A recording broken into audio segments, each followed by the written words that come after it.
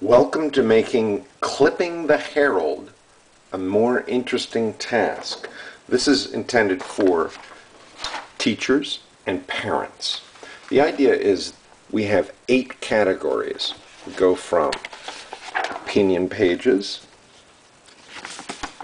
double meaning, where we play with the language. Many times from sports they have some good double meanings.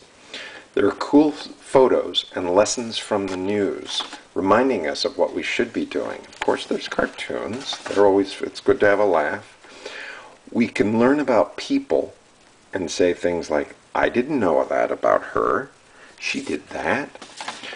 There's international news, business vocabulary, and people.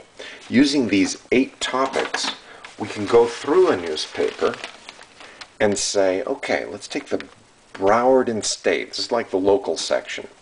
Oftentimes there might be an interesting column here.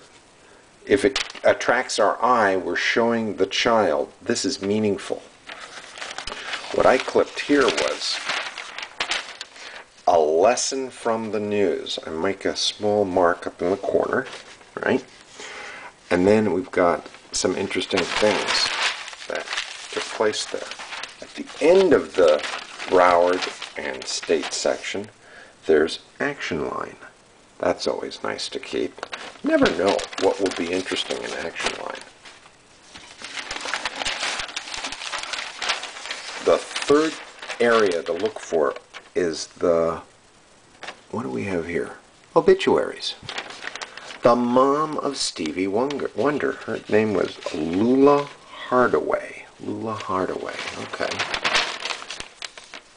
Pianist on the hit Rock Around the Clock. I didn't know that. All right. So that right there becomes the first 3 categories of what you're going to be setting aside. In business, a very good place to start is what they call the market. It's in the 4th or 5th page. Yeah, 4th page, where it gives just basic vocabulary.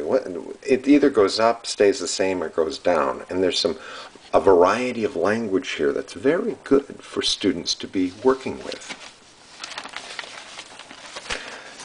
You can also find some interesting, well, look at this. We've got a little language here going on. We're learning something. El cacao criollo regreso a su casa chorroni. Okay, he's stating the return of cacao to its homeland. All right, so regreso is return. Gee, that's something good to learn.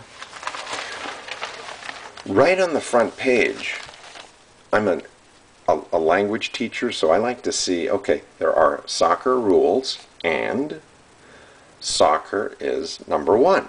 So soccer rules this day. So that's why they call it soccer rules.